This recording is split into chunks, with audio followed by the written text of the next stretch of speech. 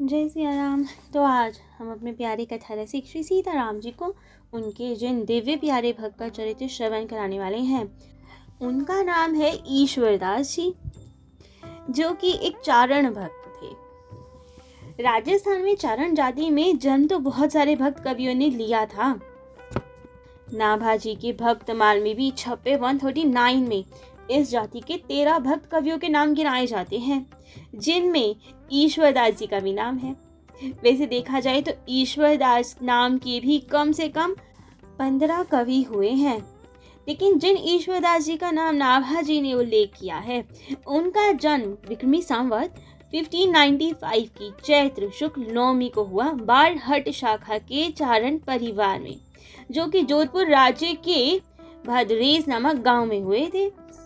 उनका न केवल राजस्थान में बल्कि गुजरात, कच्छ, सिंध और सौराष्ट्र में वही स्थान है जैसा कि हिंदी क्षेत्र के कवियों में राम भक्त गोस्वामी तुलसीदास जी का और कृष्ण भक्त सूरदास जी का स्थान है, वैसे ही ईश्वरदास जी का स्थान है वहां पे। तो ईश्वरदास जी जन्म से ही भक्त हृदय थे। पूर्व जन्म के अवश्य ही कोई योग भ्रष्ट महापुरुष रहे होंगे, तभी तो बालपन से ही उनमें भक्ति के सब लक्षण प्रतीत होते थे, सब लक्षण दिखते थे।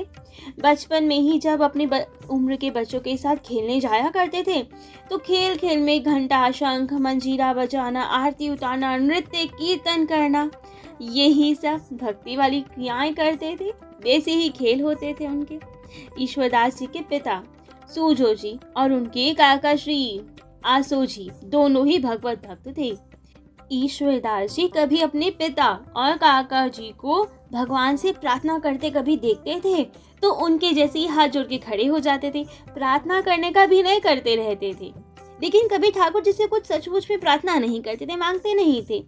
लेकिन कभी यदि वे किसी बात के लिए प्रार्थना करें तो ठाकुर जी सच में वे पूरी भी करते थे। कभी उनकी की गई प्रार्थना पूरी नहीं होती थी तो एकदम सहज, सरल और शंका संकोच रहित होकर बाल हट कर दिया करते थे और जाया करते थे कि ये बात तो ठाकुर जी आपको माननी पड़ेगी। और लोग ये देख के हैरान हो जाते थे कि ठाकुर जी सच में आपकी बात मान लिया करते थे। तो चारणों में उस समय ऐसी प्रथा हुआ करती थी कि बालक को थोड़ा बहुत अक्षर गान करा दिया करते थे और उसके बाद उसे काव्य की शिक्षा दिया करते थे। ईश्वरदास जी के साथ भी यही सब हुआ। वे जब बालक थे तो तभी से कविता करने लगे। उनके काका आसू जी वो बहुत अच्छे थे कवि, तो वे ईश्वर जी को भी बहुत अच्छा कवि बनाना चाहते थे। और सच में ईश्वर जी को देखकर, उनकी प्रतिभा को देखकर ये उन्हें लगने लगा कि सच में मेरा ये स्वप्न साकार होगा, ईश्वरदास जी बहुत अच्छे कवि बनेंगे। ईश्वर जी जब 7-8 वर्ष के ही थे तभी से बहुत अद्भुत रचनाएं करने लगे थे, ऐसे जैसे कोई बड़ा व्यक्ति रचना करता है। एक बार की बात, भदरेस में सूखा पड़ गया। अब वहां के लोग अपने गोधन को लेकर सब सामान लेके अन्य कहीं जाने लगे। जब सूखा पड़ गया तो किसी के पास कुछ बचा ही नहीं, तो इसलिए जाते समय गांव के मुखिया लोगों ने गांव के जमींदार होने के नाते सूजा जी से विदाई की गुहार की। उन्हें बताया कि हम जा रहे हैं, अब विदाई मांगी उनसे। और उस समय ये बालक ईश्वर जी भी अपने पिता के पास ही बैठे थे। और जब सब गांव वाले जा रहे थे तो बालक भी जा रहे थे उनके। अब अपने बाल साथियों को जागते देख के तो ईश्वरदास जी रो पड़े। कहा कि नहीं, आप मत जाओ। जब लेकिन सबने समझाया कि यहाँ सूखा पड़ गया है, जाना आवश्यक है, तब तो थोड़ी देर में ही ईश्वरदास जी आविष्ट हो गए और बोले, नहीं, आप लोग मत जाओ कहीं पे, हम सब बालक मिलकर भगवान से प्रार्थना करेंगे, वर्षा अवश्य होगी। आप मेरे कहने से 1-2 दिन और रुक जाओ। और रास्ता रोक के खड़े हो गए सबका। जब मुखिया लोगों ने देखा कि बालक हट कर रहा है, एक दूसरे की ओर देखा, तो एक वृद्ध मुखिया ने कहा कि ईश्वर की बातें मान लेनी चाहिए हमें, क्योंकि इसकी बात ठाकुर जी हमेशा मानते हैं। 1-2 दिन रुकने में तो कोई बुराई नहीं है। हमने कई बार देखा है कि ये जो कहता है सत्य हो जाता है, क्या पता इस बार भगवान इसकी सुन ले और बारिश हो जाए। तब तो सब लोग अपने अपने घर को लौट गए और ईश्वरदास जी ने सभी बच्चों को इकट्ठा किया और भगवान से प्रार्थना करने लगे। कहने लगे, प्रभु जी आ बेला झट आवो, विकट काल ने दूर भगावो, भक्तन तही तरसावो। प्रभु जी आ बेला झट आवो, प्रजा सकल दुख यारी, प्रभु जी ज्यारो दुख गमावो। पानी बिना किमि जीवे प्राणी, बल्हा घड़ बरसावो। प्रभु जी आ बेला झट आवो, लटकाला आधार तहारो, लाल दया उर लावो। झटपट सवरिया सरिता धड़, जल थी छलकावो। प्रभु जी आ बेला झट आवो, नाम प्रभु गोपाल तहारो, नाम प्रमाण निभावो। होसी हरजी घर घर उजवे, थट सुगाल बरतावो। प्रभु जी आ बेला झट आवो, ईसर कहे सुनो प्रभु अर्जी, बाल जन रिझावो। भक्त संतन राहो थे भीड़, हरिजन ने हर घावो। प्रभु जी आ बेला झट आवो। और जब ईश्वरदास जी ने सब बालकों के साथ मिलकर ऐसी प्रार्थना की तो ठाकुर जी ने उनकी करुण पुकार सुन ली और घनघोर वृष्टि होने लगी। सर्वत्र आनंद छा गया, सब और प्रसन्नता हो गई कि इतनी सुंदर बारिश हुई कि सब ने गांव छोड़ के जाने की बात मन से दूर भगा दी। सब शंकाएं समाप्त हो गई। अब तो ईश्वरदास जी को लोग एक भगवदीय शक्ति संपन्न बालक के रूप में जाने लगे। अब सब यही मानते कि इसमें कोई विशेष शक्ति यानी ठाकुर जी की विशेष कृपा है। तो अब सब उन्हें ईसरा परमेश्वरा कह के पुकारने लगे और इसी समय उनकी बाल कवि के रूप में ख्याति होने लगी। परंतु ईश्वरदास जी के बाल अवस्था में ही उनके पिता सूजो जी और माता अमरीबाई जी का देहांत हो गया। उनके काका आसो जी ने पुत्रवत उनका बहुत प्रेम से पालन किया, जहाँ जाते अपने साथ ले जाते। अब आसो जी का बड़े बड़े राजघरानों में बहुत मान सम्मान था, इसलिए अब ईश्वरदास जी भी उनके साथ जाते। अल्प अवस्था में ही ईश्वरदास जी को राजघरानों में संपर्क मिलने लगा, वहां जाने के अवसर मिलने लगे, सब उन्हें पहचानने लगे। अब वे एक संस्कारी भक्त प्रतिभावान कवि तो थे ही, तो सबका उनकी ओर ध्यान आकर्षित रहता, सब उनको बहुत अच्छा मानने लगे, उनकी ओर विशेष दृष्टि रखने लगे। सब आसो जी ने 14 वर्ष की उम्र में ही ईश्वरदास जी का विवाह कर दिया। उनकी पत्नी देवलबाई जी ने जागा और चोड़ा नाम के 2 पुत्रों को जन्म दिया। पर जब ईश्वरदास जी 31 वर्ष के ही थे तब तो देवलबाई का एक बिच्छू के काटे जाने से देहांत हो गया। अब तो पत्नी की मृत्यु से अब बहुत दुखी हो गए, बहुत धक्का लगा और मन संसार से विरक्त हो गया और अब ठाकुर जी की ओर ध्यान ज्यादा लगने लगा, ठाकुर जी की ओर रुझान बढ़ गया। जग नश्वर है यही बात समझ में आई तो अब ठाकुर जी की भक्ति करने लगे। विक्रमी संवत 1617 में आसो जी उन्हें लेकर द्वारका जी गए, वहां की यात्रा की और मार्ग में जामनगर काठियावाड़ के राजा रावल जाम ने आसो जी को और ईश्वरदास जी को अपने दरबार में बुलाया, खूब आदर सत्कार किया और उनसे निवेदन किया कि जब द्वारिका से आप लौट कर आएंगे तो हमारा आतिथ्य अवश्य स्वीकार करना। आपने भी स्वीकृति दी।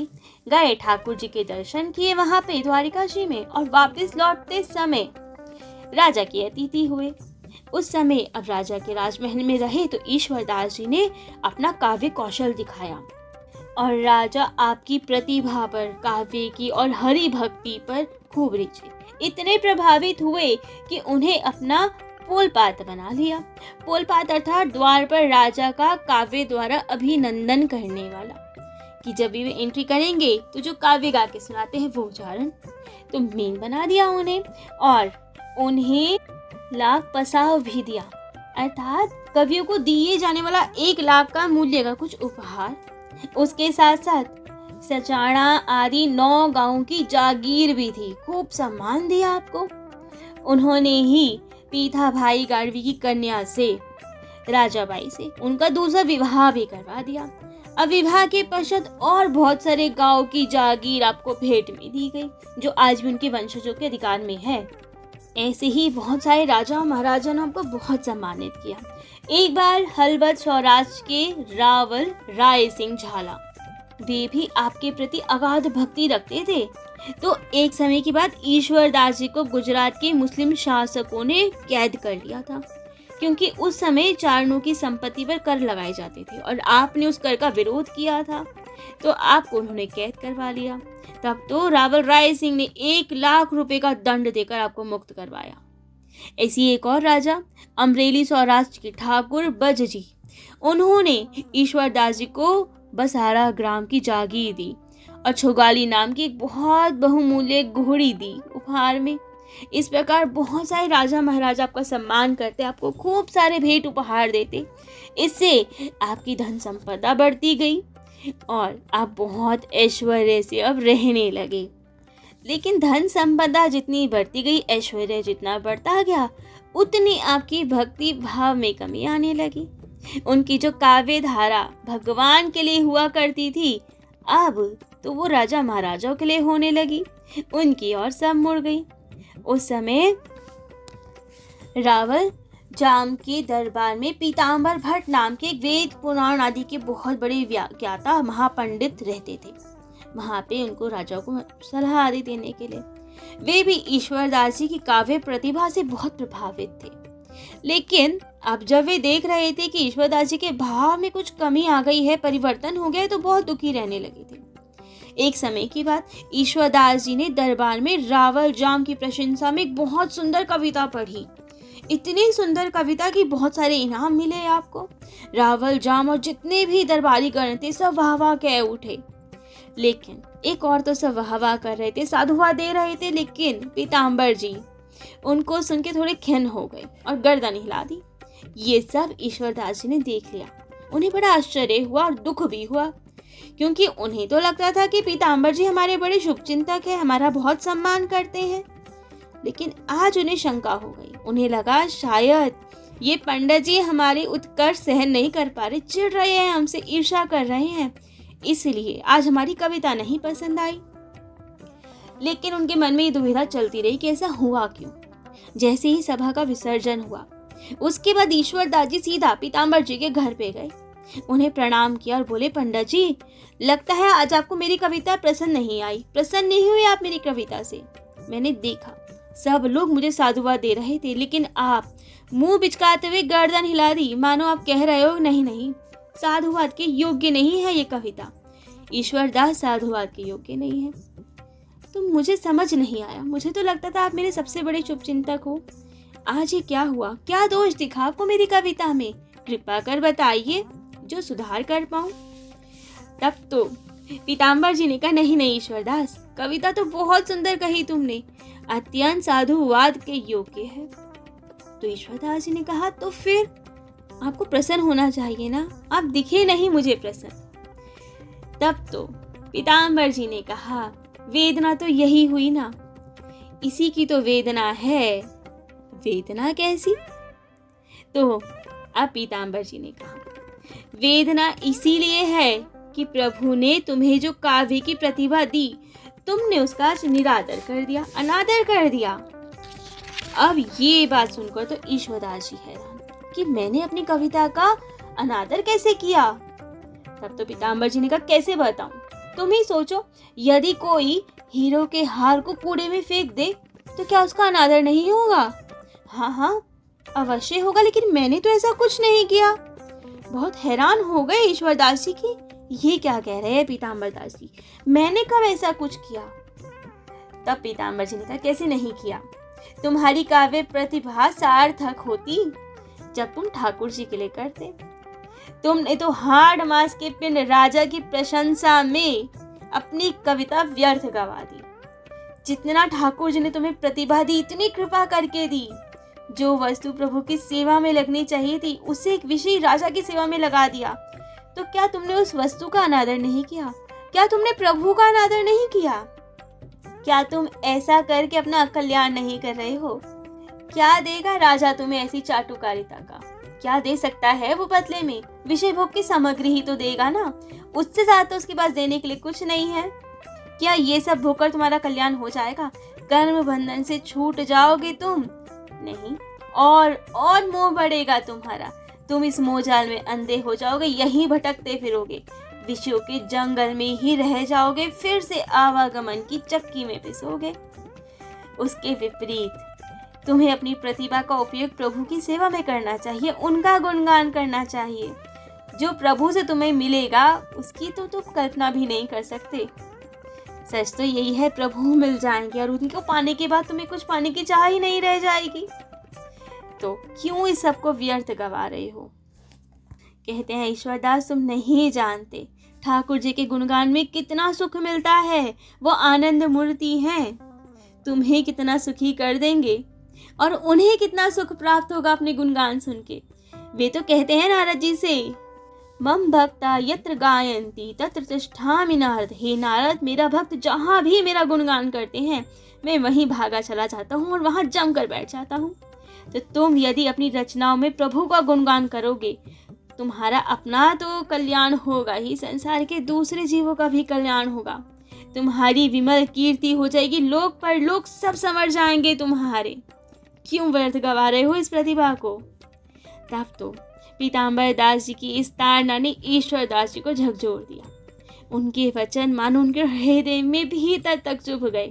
रो पड़े वे, उनके चरणों में लौटने लगे, कहने लगे, पंडित जी मैं बहुत बड़ा अपराधी हूँ, मुझे क्षमा कर दो। मैं इतना कलुषित हूँ, मैंने आपके प्रति दुर्भाव लगाया। मुझे ये लगा आप मुझसे ईर्ष्या करते हैं, मेरी रचना का तिरस्कार कर रहे हैं आप, लेकिन मैं जानता नहीं था। आप तो मुझसे प्रेम वश, वात्सल्य वश ऐसा कर रहे थे। आपने तो कृपा करके मुझे मुँह निद्रा से जगा दिया। मैं तो रास्ता भटक चुका था, ऐश्वर्यों को भोगते भोगते मेरी मति ही भ्रष्ट हो गई थी। आपने आज पर्दा हटा दिया, आपने मुझे फिर से पथ दिखा दिया, ऐसा पथ जिस पे चलकर मैं अपनी जीवन यात्रा को सफल कर सकता हूँ। अब मैंने भी जान लिया है कि मेरे सच्चे हितैषी कौन है, कौन मेरे पथ प्रदर्शक है। जब आपने इतनी कृपा की ही है तो आप मुझे अपना शिष्य अंगीकार कीजिए, मुझे स्वीकार कीजिए और मेरा हाथ पकड़ के मुझे ठाकुर जी की ओर ले जाइए। तब तो पीताम्बर भट्ट जी बहुत प्रसन्न हुए।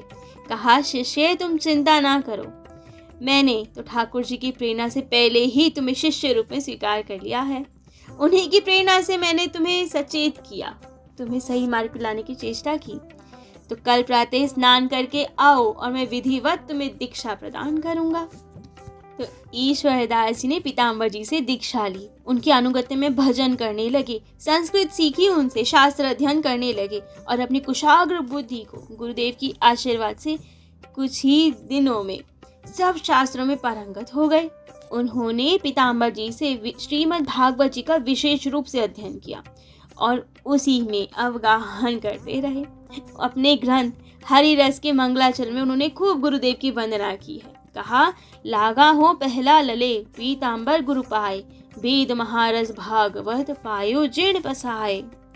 वे भागवत जी के महारस में इतना डूब गए कि अब राज वैभव का कोई आकर्षण नहीं रह गया। अब वे गृहस्थी होते हुए भी विरक्त सा जीवन जीने लगे। अब खान पान उपासना आदि सब में अंतर आ गया। अब तो वेग चारण है ये पहचानना भी मुश्किल हो गया। चारण साधारण रूप में शाक्त होते हैं, मांस मदिरा का सेवन करते हैं, लेकिन ईश्वरदास जी ने इन सब का परित्याग कर दिया और तो और इनके विरुद्ध प्रचार भी किया। मांस मदिरा के विरुद्ध उन्होंने एक दोहा भी गाया जो बहुत प्रसिद्ध हुआ। दिल भर माटी जे भाके सुरापान सुहेत, सोनर नर का जावसी बांधा कुटुंब समेत। तो मदिरा की जगह ईश्वरदास जी अब हरिरस का पान करने लगे। हरिरस नाम के उनके प्रसिद्ध ग्रंथ को पढ़कर मनुष्य भी भक्ति रस में डूब जाते थे। डिंगल भाषा में लिखे भक्ति प्रेरक ग्रंथों का वह मुकुटमणि माना जाता है। ईश्वरदास जी अब भक्ति प्रेरक ग्रंथों की रचना करने लगे। उन्होंने हरिरस के अतिरिक्त और भी बहुत सारे भक्ति से संबंधित ग्रंथ लिखे। डिंगल साहित्य में बहुत आदर सम्मान है उनके ग्रंथों का। अब वे दरबार में राजा के प्रशंसा के गीत नहीं गाते थे, अब तो प्रभु के गुणगान गाने लगे और भगवत भक्ति संबंधित काव्यों की रचना करने लगे। सबको सुख प्रदान करने लगे, सब भक्ति की जोत जगाने लगे। तो अब कैसा रहता है आपका आगे का जीवन? कैसे आप भक्त बने, कैसे भक्त राज के रूप में प्रसिद्ध हुए, जो भक्तमाल में भी आपका उल्लेख है, ये सब हम अपने प्यारे कथा रसिक श्री सीताराम जी को कल श्रवण कराएंगे। आज के लिए इतना ही। जय जय श्री सीताराम।